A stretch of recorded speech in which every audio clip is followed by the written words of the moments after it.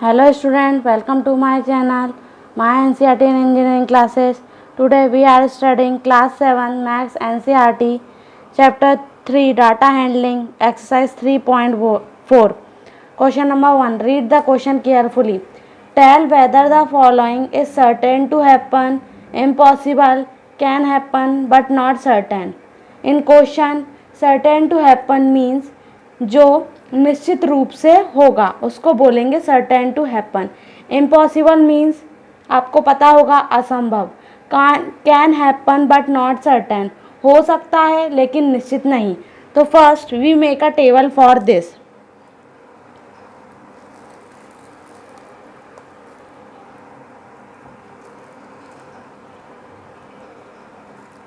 Event means अपने को जो कंडीशंस दी हुई हैं और उनमें चांस क्या क्या होगा. Read first question. First part. You are older today than yesterday.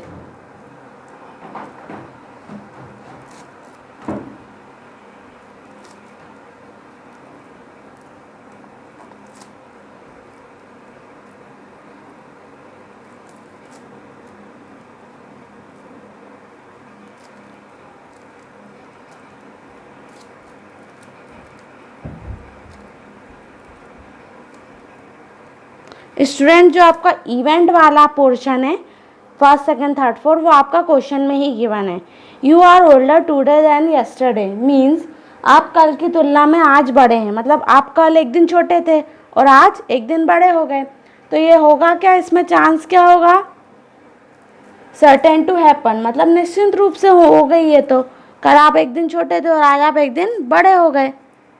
तो इसमें कौन सा लिखाएंगे, ये भी क्वेश्चन में दिया हुआ है, certain to happen.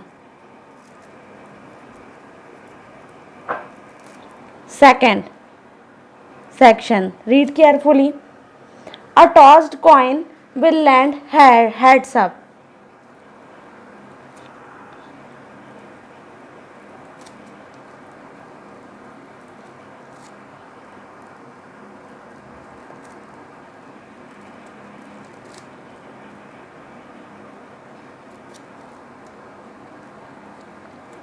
This line is also given in question. What is the meaning of this line? एक उछाला गया सिक्का हेड चढ़कर बोलेगा. तो कोई ज़रूरी है जब भी अपन सिक्के को उछालें तो हमेशा हेड ही आए. इसका रीज़न क्या होगा. Second, can happen but not certain, हो सकता है हेड आए लेकिन निश्चित नहीं, हमेशा हेड नहीं आएगा. तो इसमें ये लाइन लिखेंगे.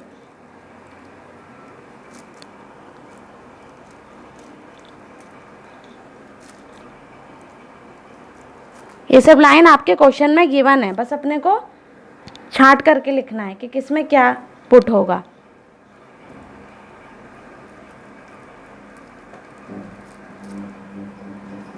Third section, read.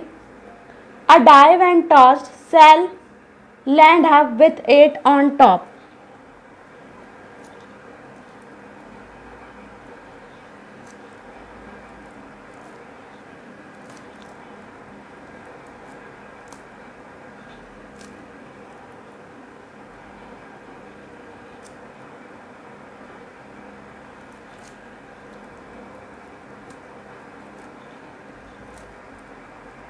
What is the meaning of this section? Third, एक डाइस जब फेंक दिया जाता है तो उस पर 8 ही आता है. क्या ऐसा होता है कि डाइस पे 8 ही आए? नहीं, इम्पॉसिबल, असंभव है. तो इसको क्या लिखेंगे, इम्पॉसिबल. इम्पॉसिबल मीन्स असंभव. Read fourth question carefully. The next traffic light seem will be green.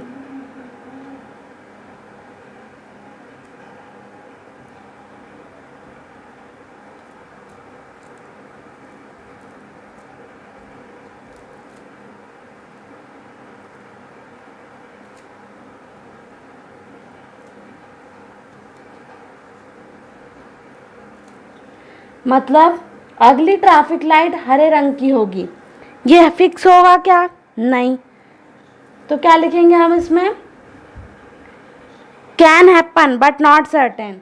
हो सकता है लेकिन निश्चित नहीं। अगली लाइन ग्रीन हो सकती है लेकिन हमेशा नहीं हो सकती वो।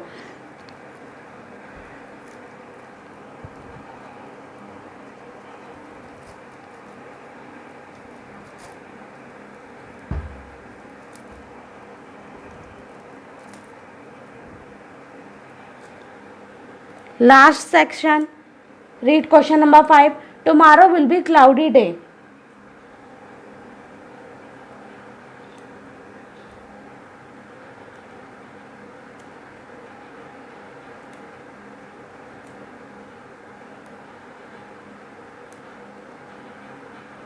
What is the meaning of this line? Tomorrow will be cloudy day. कल बादल छाए रहेंगे। ये क्या होगा? कल बादल छाए रहेंगे मतलब हो सकता है लेकिन निश्चित नहीं, फिक्स नहीं है ये बात। तो क्या लिखेंगे? Same, can happen but not certain. Means हो सकता है लेकिन ये बात निश्चित नहीं है। ओके, दिस साइड आपको क्वेश्चन में गिवन है और आपको ये वाली साइड लिखनी है। मतलब आपको क्वेश्चन नंबर 1 के सॉल्यूशन में दोनों पार्ट बनाने पड़ेंगे, इतना पूरा लिखना पड़ेगा। All of you understand? Come on, question number 2।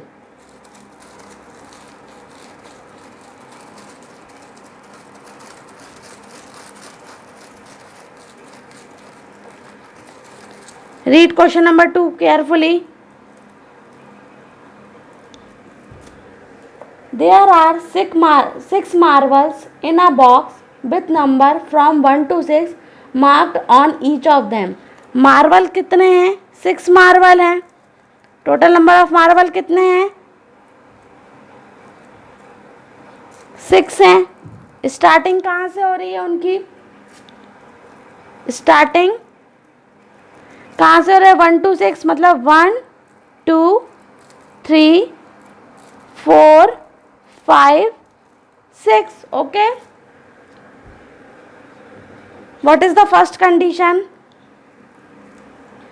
What is the probability of drawing a marble with 2? 2 की probability कितनी होगी? तो number of marble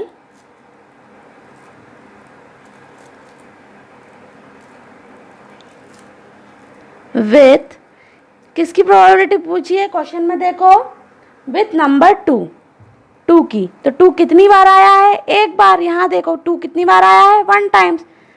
तो हम 1 लिखेंगे। तो एन ऑफ ई, जो नंबर ऑफ मार्बल है 2 के लिए, उसको हम एन ऑफ ई इवेंट से रिप्रेजेंट करेंगे। कितना आया है? 1।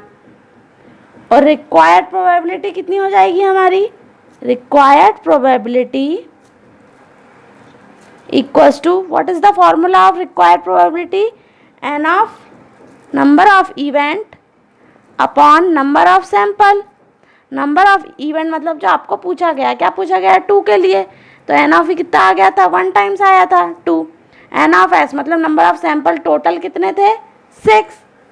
तो ये हो गया 6। ये क्या था आपका first part. Come on second part of question number 2।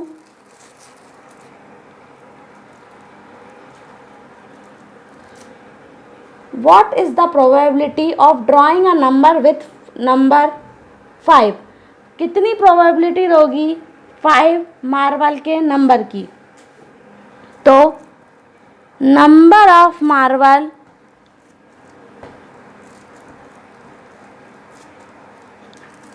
With 5 कितनी बार आया था? अपने नंबर ये थे 1 2 3 4 5 6, टोटल नंबर अपने 6 थे। उसको अरेंज करा था, स्टार्टिंग हो रहा था 1 से लेके 6 तक। तो 5 कितनी बार आ रहा था? यहाँ देखो 1 टाइम्स। तो number of marble with 5 drawing equals to 1।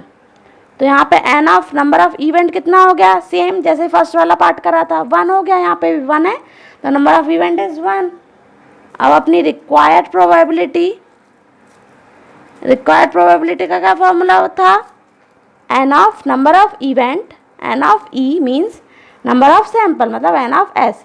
तो एन ऑफ ई यहाँ पे कितनी है, 5 मार्बल कितने टाइम आए हैं, 1 टाइम्स, अपॉन में नंबर ऑफ सैंपल कितने थे टोटल 6, तो 1/6 इसका भी answer. Understand all of you?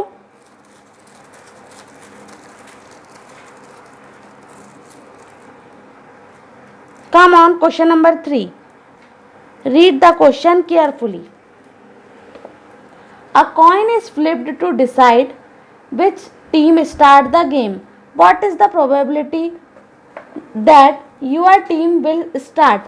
Coin जब फेंका जाता है तो उसमें कौन कौन से फेस आते हैं?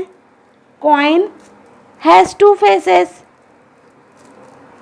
Coin को देख रहा होगा आपने, 2 faces रहते हैं उसके, या तो उस पर हेड आएगा तो हेड को अपन कैपिटल H लिख देंगे, या तो उस पर क्या आएगा, टेल आएगा, एंड टेल को टी से। देयरफॉर क्या निकालना है हमको, सैंपल स्पेस।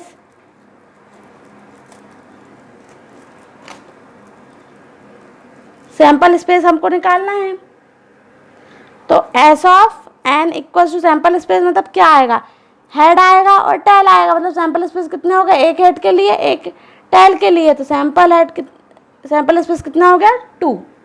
अब नंबर ऑफ सक्सेसफुल इवेंट मतलब एन ऑफ ई, तो एन ऑफ ई कितना होगा सक्सेसफुल इवेंट, या तो एक बार में क्या सक्सेस होगा, हेड आएगा या तो टेल आएगा, तो एक बार में सिर्फ एक ही नंबर आएगा, तो प्रोबेबिलिटी कितनी हो जाएगी अपनी, probability equals to what is the formula, number of event upon number of sample. Number of event या तो हेड आएगा या तो टेल आएगा, तो क्या मैंने किसी एक के लिए 1 अपॉन में टोटल स्पेस कितने हैं 2, एक हेड है टेल तो 2। आया सबको समझ में? अगर आपको कोई डाउट हो तो आप पूछ सकते हैं कमेंट बॉक्स में, और अगर आपने चैनल को सब्सक्राइब नहीं करा है तो आप सब्सक्राइब कर दें। Thank you.